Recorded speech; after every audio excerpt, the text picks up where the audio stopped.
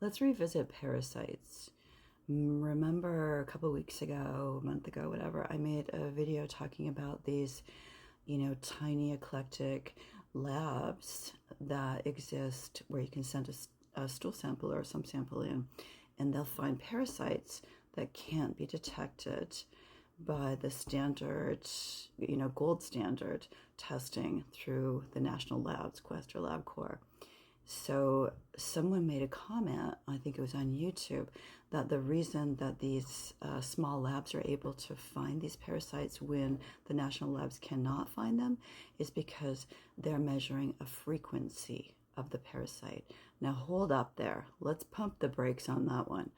What is the frequency of a parasite? I mean, you'd think that if a parasite is not made up of one particular tissue, right? So each different tissue in the parasite would have a different frequency if you put it under an MRI, for example.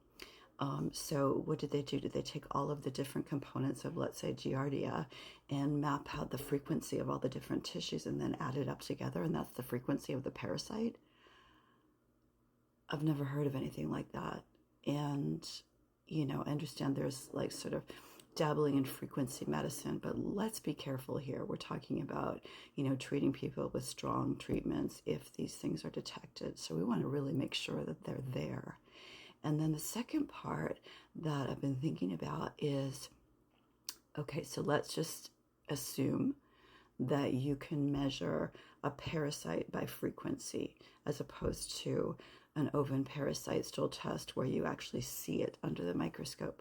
When you see it under the microscope, it's not hard, right? They're pretty big relative to viruses, relative to bacteria. So you can actually see those guys, or you can see the eggs they lay.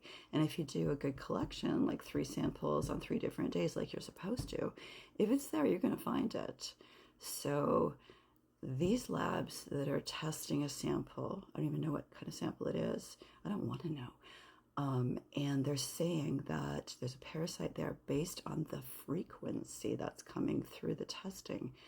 Well, here's what I really am wondering is, how do you prove that? If you can't see it, but you're saying the frequency's there, then you pretty much have a carte blanche to diagnose parasite infections.